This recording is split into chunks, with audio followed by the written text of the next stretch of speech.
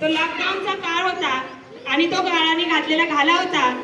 मी आणि तुम्ही एकत्र नव्हतो, परंतु माझ्या परीने होईल तेवढं मी तुम्हाला ऑनलाईन मीटिंग घेऊन तुम्हाला एकत्र किंवा भेटण्याचा त्या कालावधीमध्ये प्रयत्न केलेला आहे. याला साक्षीदार आहे तुमचे पालक शिवले सर, कोंडेकर सर. खरोखर त्या काळामध्ये सुद्धा आपल्या इथे रेंज नसताना मुलं डोंगरावर जाऊन मीटिंग जॉईन करत होते, स्कॉलरशिपचे क्लासेस चालू होते आणि होता होईल तेवढं योगदान देण्याचा प्रयत्न आम्ही करत असतो. आम्हा सर्व शिक्षकांच्या वतीनं 2 ओळी तुमच्यासाठी.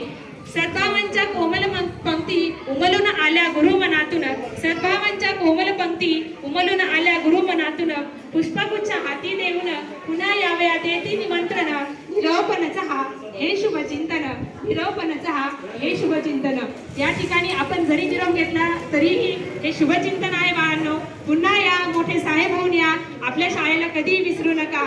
आणि मी त्याच्याही पुढे जाऊन सांगेल की शाळेसाठी काहीतरी देण्याची दानत ही आपल्या सोबत नेहमी ठेवत चला. खूप सुंदर असा कार्यक्रम या ठिकाणी पार पडला आहे आणि शेवटच्या अगदी गोड अशा कार्यक्रमाकडे ऋणानुबंधांच्या अशाच आपल्या टिकून राहाव्या गाठी. निरोप घेऊन काही क्षणातच पुन्हा भेटण्यासाठी ओल असावी हृदयामध्ये, स्नेह असावा ओठांसमोर, आपल्या उभ्या आहेत आभार प्रदर्शनासाठी मी माननीय श्रीमती कराय मॅडम यांना रिक्वेस्ट करते की त्यांनी या ठिकाणी आभार प्रदर्शन करावं.